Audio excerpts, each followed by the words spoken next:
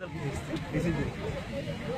مرة اتصالوا لي هاي وعلامات الصومالية يكين ولحس وحتى الجديد باش القرين قدين كياتو كل احنا وقع كامل ادي هلك حاجه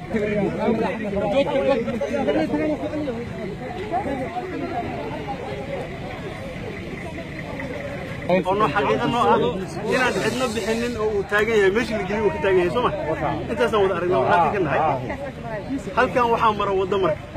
كانوا تكيس كلو يحكوا جلا وبيجي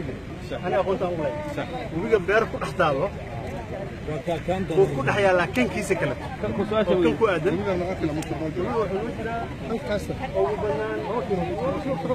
صدق كيلومتر فوق waxaa ku qoran haduu kiilamaad yahay 4 kiiloomitir halkaas uu ugu jiro okay soo qiyaas waxa ka hadlay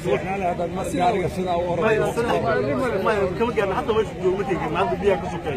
maanta wado wareegan ku soo socono arkiisay wigi daawa fatahay waxa maanta ku socono ay wareeg aan jid ahayn kan markii laga tago halkan waxa ku yaala marka jid xaar ah oo badkan qadan ka bilowdo oo ka fuulo buurtaas kurkeed oo laga heli buurta guriga kuma taalo ay aan noocan kartaan qayb ka mid ah ugu jiraan buurtaas ka soo bilowdo oo in magaaladii ay degeen oo guriga laga dhisay buurta kurkeed taas markii aad joogto marka waxa ku soo warmi kana aad joogtid Soomaaliya gudaheeda inta gudaha Kenya galan iyo Kenya inta gudaha soo gashay halkaas aan keenayna hadan marka la waxaan kaloo tagi doonaa socodkaana aan ku xigi doono kastanki Kenya iyo Soomaaliya oo labadaba waxa dhisnaa ka hadlayay hadii aan leeyahay socodka iyo waqtiga aan leenahay xilliga aan haysano oo dheeraysan meesha rabnaa oo noqono garan kartaa ilaahay ilmo aan fududeysano ma soconada waxaan idin cadaynaynaa in aan anaga darbi la dhisayo oo noo muuqdaan ma jiro calaamado la saaray oo aan aragnay waxaa noo muuqday oo aan indhahayaga ku soo aragnay god dhinaca Kenya xuduudeenna ka yara xiga 6 mitir ka xiga hoos u qodan mitir ilaa mitir iyo bad dhererkiisu yahay 600 ilaa 700 mitir balliciisuna yahay ilaa 4 mitir xuduudeennana u jira meesha ay calaamaddu inoo saaran tahay u jira 6 mitir waxaan kaloo soo aragnay meel xaaqay oo la mariyay baldowsaro oo aan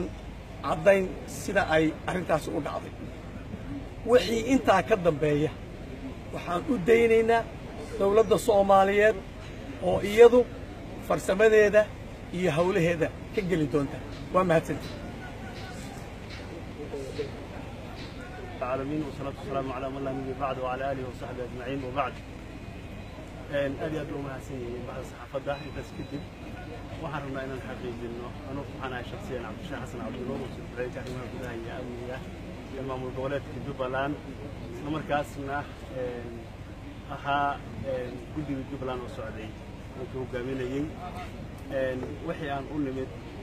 iyo cabashada ka timid shacabka Soomaaliyeed iyo hadalladii wayaan saxaafadda ka hadlayeen buu ahaa asalahan waxaan u tagnay goobta ay ahayd oo ah degmada Balad Xaawo iyo Mandheera oo ku saleysan xuduudda Soomaaliya iyo Kenya waxaan aragnay annagu dadkii askaha oo soo jireenka ahaa inay sidii u dhisayeen ciiddu aysan jirin awalan inay kudkii meesha soo yaalo oo cid ku xadduutay ay jirin كودكاس دوشيسن كقرن تاعي علامات دالكا تاسو كان كسو بيجو دينا عكود كدين عيسى أو طبعا وجرت صدق من لحمة كل كسو يري يقوليها عم قال إن كود قدم دينا عكينيا ما دينا عالصومالية دينا عكينيا تاسو نقول تاسو واحد يبينه وعرفني واحد تجني جلد الدولة كذا أيضا واحد تجني كاستنكي waxaan tagnay magaalada guuleedkeeda ayna wada ka soo socoto oo la xaaray intaas oo wixii aan soo aragnay oo aan xaqiijinay ma aanan arag cid xadgudub ah oo waxaan ku tilmaamay xadgudub ma aanan arag aad iyo aad u mahadsantihiin wixii intaas ka duwan ama faahfaahina ay ku soo bixi doontaa insha Raxmaan maamul goboleedka madaxda maamul goboleedka oo sare iyo madaxda dawladda oo sare markii la isku noqdo fariisimihii ama caasimadihii maamul goboleedka iyo dawladda dhaxabay lahaayeen shacabkayga Soomaaliyeed oo shacab sharaf badan shacab dhiban dhibaato badan ay ku dhacday halaag badan oo ku dhacay waxaan ka codsanaynaa inay ku qancaan madaxda dalkooda dawladda dhexe iyo maamul goboleedkaba ayna ogaadaanna raaciyaasha ay leeyihiin Jubbaland shacabka Soomaaliyeed oo si diiran loo soo dhaweeyay aad iyo aad baan ugu mahadcelinayaa runtii waana midnaan bilaaweynay sida dareenkooda uu yahay annaguna halkan waxaan nimid annagoo ka wakiila dawladda dhexe iyo dawladda maamulka Jubbalandba inaanu helo xaqiiqada waxa arrintan ka jirta oo cabashada ay ka timid shacabka Soomaaliyeed gaar ahaan deegaanka Balxaawo waxaan rabaa inaan halkan idinka sheego waxaan socodkayga ka bilownay degmada Doolow ayaan ka bilownay waxaanu ku hormaray oo soo marnay ku hormaray meesha fuudkii caanka ahaa oo la yaqaanay oo u dhaxeeyay labada dal waqtigii isticmaalkana la taagay fuudkaas waxaanu ka qaadanay cabir baanu ka qaadanay waa fiirinay siduu u dhisan yahay qaabkuu u dhisan yahay ma aanaan arkin muxuu ahaa fuudkaas in la siibay ma ahayn sidiisiiba u taagnaa hase yeeshee halkaas waxaan ku aragnay sidii ragga igu horreeyey baa sheegeen 6 mitir 6 tilaabo in god uu ka qodan yahay godkaas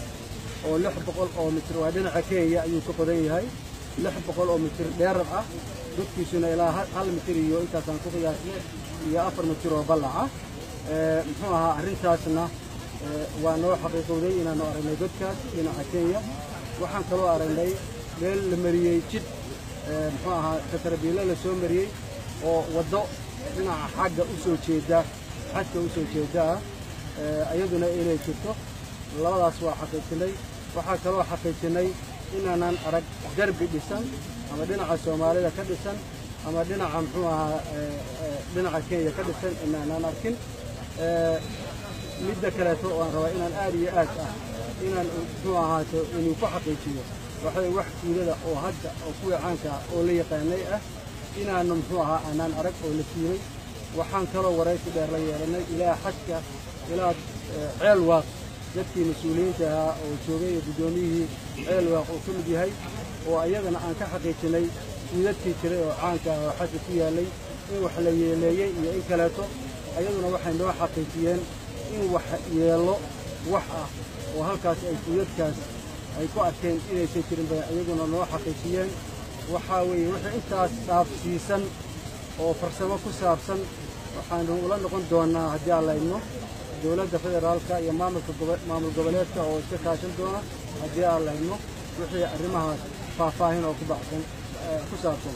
aad iyo aad baa u mahadsantihiin